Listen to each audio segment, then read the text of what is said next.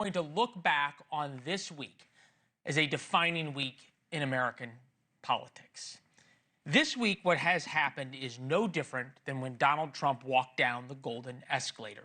Politics changed then, they've changed again. These pictures tell you why. Senator Bernie Sanders and Congresswoman Alexandria Ocasio-Cortez spent the week on a swing through Arizona, Nevada, and Colorado.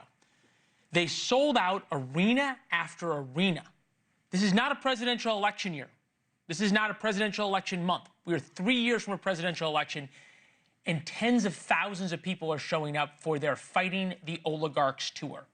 11,000 people turned out in Greeley, Colorado today. The population there, 100,000. 25,000 showed up in Denver. I don't believe in healthcare, labor, and human dignity because I'm an extremist or a Marxist. I believe it because I was a waitress. They're going after Social Security. They're going after Medicaid. They are trying to destroy the Veterans Administration. You think what you want of AOC and Bernie Sanders. Think what you want of their politics of democratic socialism, which really just is socialism. Don't agree with the word they say, but you need to pay attention to what is happening right now.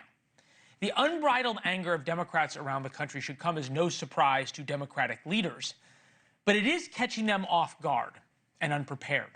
That's our Why It Matters segment tonight. Well, in order to figure out the situation we're in, we have to figure out how we got here. And you'll remember Democratic politicians kept telling everybody, and we warned about this. We said it was a mistake. Democratic politicians kept telling everybody all last year, and for a few years before that Trump was Hitler. He who has vowed he will be a dictator on day one. Poison is running through our democracy. Do you think Donald Trump is a fascist? Yes, I do. Don't give them the power. Look, are they a threat to democracy? Yes. Echoing the same exact language used in Nazi Germany. He said he wanted generals like Adolf Hitler had. He is going to be a dictator on day one. Trump is a threat to this nation. He wants to send the military after American citizens. Open your eyes to the danger that this man poses to our country. Well, Hitler was duly elected. What, in your view, constitutes the primary threat to freedom and democracy at home? Donald Trump. Here's the thing. Democratic leaders never really believed that rhetoric. It was always hyperbole. And we know this because Barack Obama and Donald Trump then yucked it up at Jimmy Carter's funeral. Everybody was having a grand old time together. Democratic leaders didn't believe it. They said it to win elections. They didn't win. The Democratic constituency did believe it. So now that Trump is president and traditional Democrats aren't acting like this is a fight against Hitler, people are understandably angry. Democrats want the kind of rhetoric Winston Churchill used about fighting Nazis at the start of World War II. We shall defend our island, whatever the cost may be. We shall fight on the beaches. We shall fight on the landing grounds. We shall fight in the fields and in the streets. We shall fight in the hills. We shall never surrender. AOC and Bernie Sanders are talking like that, and they are getting enormous crowds. Traditional Democrats are not talking like that. They happen to be reasonable, and thus the divide in the Democratic Party. An analysis of the Quinnipiac polling shows just 40% of Democrats approve of congressional Democrats. So less than half of people who say they're Democrats approve of Democrats in Congress. This time last year, congressional Democrats held a 75% approval rating. As we've told you, Democrats have nobody to blame but themselves. And look, the poll numbers are not great for Democrats. We'll have to see what happens after AOC and Bernie Sanders have done their part over the past couple of weeks. But this isn't the worst news for Democrats as the infighting continues. NBC News reports that the Bidens went back in, with the Democratic Party struggling to find a new direction. Former President Joe Biden, former First Lady Jill Biden have offered to jump in and help with the fundraising and rebuilding. Donald Trump's response was classic and legendary. Have you heard that Biden wants to get back involved for Democratic politicians, fundraising and campaigning against your policies? I hope so. I hope so. That would be Donald Trump and Republicans' best hope. The debilitating migraines Democrats will have if Joe Biden just won't go away. We begin tonight with Marie Cox, columnist for The New Republic, host of The Other Day, Another Day with Marie Cox, Kurt Bardella, NewsNation contributor, Democratic strategist, LA Times contributor. Nice to see both of you. Bardella even put on a suit for us rather than his pullover he had on earlier. Thank you very much. Ladies, it's prime time, Leland. I take it seriously. There you go. We appreciate that here. Marie Cox, start with you. Is this the Tea Party of the Democratic Party now? You mean except without the AstroTurf? Like actually real people turning out and not being funded by mega donors? Yes. Yes, I think it is. I think people are really angry. I think one thing you are seeing is very similar. Is turnout at town halls and people showing some real passion. And I think also people turning town halls that are not, let's say, your typical or stereotypical DSA voter, right? I've seen a lot of angry veterans in some of the videos. I've seen a lot of federal workers in some of those videos. And I've also seen them yell at Democrats and Republicans. I think people are angry that no one's standing up for them. I think they're angry at Republicans as well as Democrats. And, you know, as we have said, I'm not no fan of the Democratic leadership myself. And I think that they are not taking this seriously at their peril. People are angry. And also, just want to say, that montage you did of what a threat to democracy Trump is, everyone was right. Like, no, come on. There is a constitutional crisis happening right now. No, there's not. And the problem is that Democrats and leadership are not responding to it as though it was. And we can have a separate sidebar on whether or not on my reasons for thinking that. I hear you. But let me get Kurt in here. I think we're going down a different point. What I thought was interesting, Kurt, and I think this was the moment perhaps, and there's this desire by Democrats to make this about Donald Trump. And what I heard from Alexandria Ocasio-Cortez, again, like her, don't like her. I don't believe in health care, labor, and human dignity because I'm an extremist or a Marxist. I believe it because I was a waitress. That is a nod to paycheck voters. And yes. I denote a real difference between her messaging and Bernie Sanders' messaging.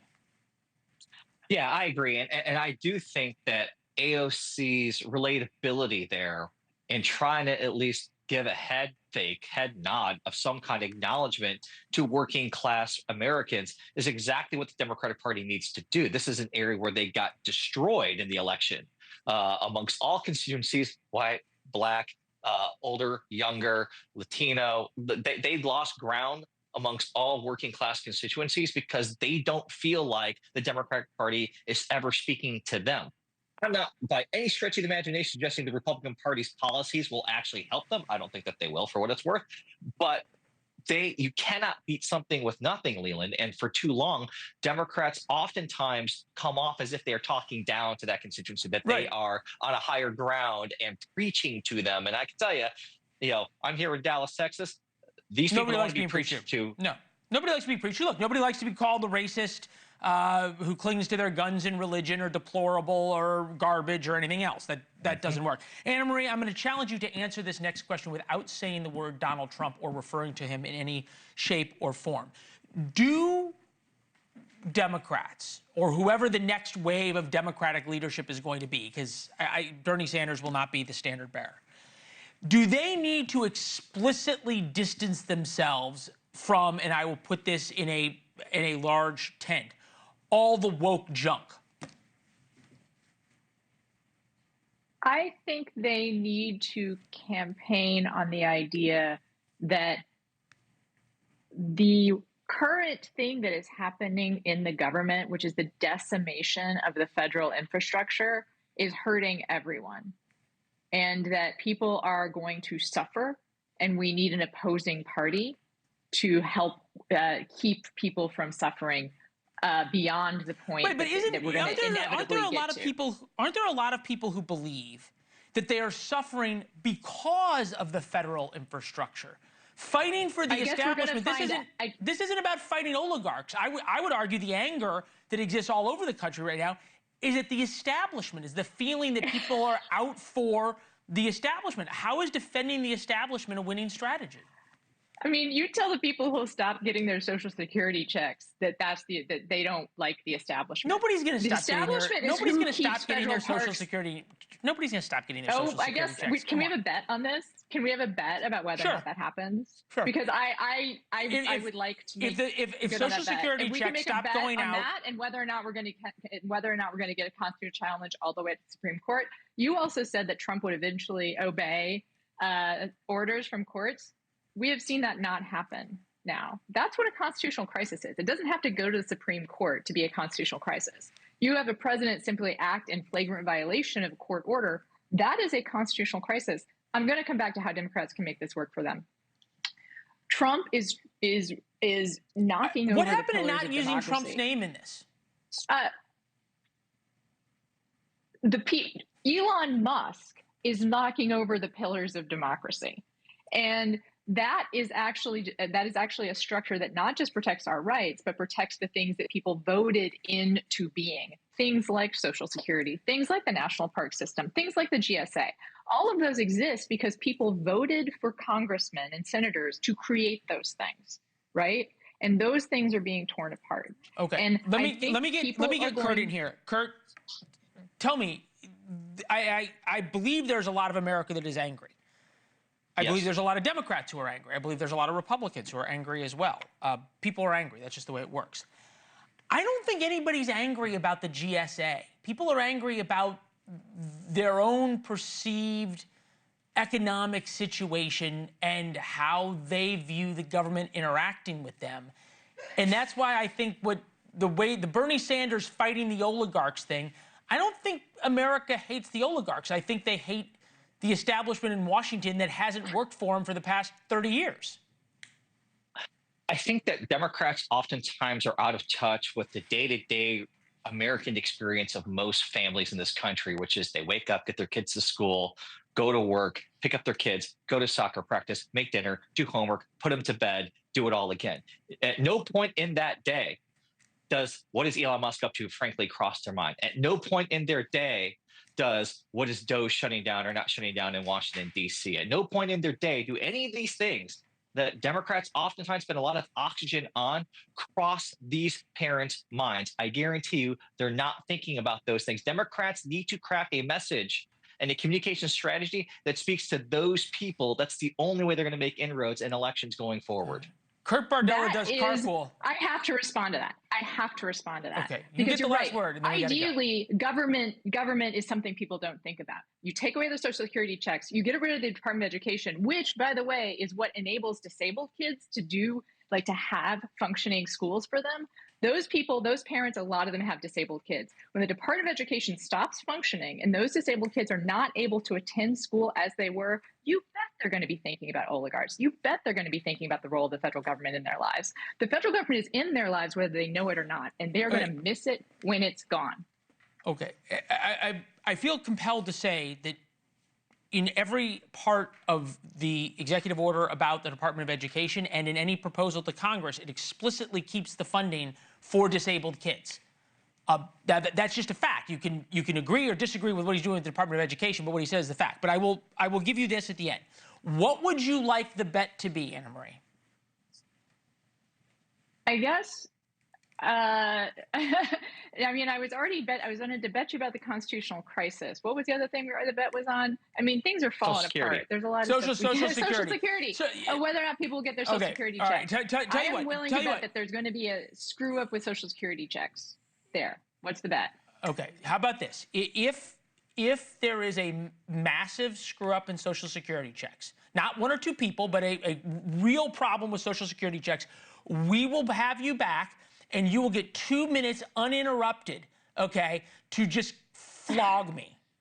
I don't want to flog you. I'm not into I'll do it. I'll flog him. I will just take a gift certificate. I will just take a gift certificate for some kind of dog, like some dog toys. You just send me a gift certificate for some high-end dog. Dutch will be on it. Yes. All right. Sounds good. Thank you both. Have a great weekend. Marie Cox, Kurt Bardella. Thanks for watching. Go to joinnn.com to find NewsNation on your television provider.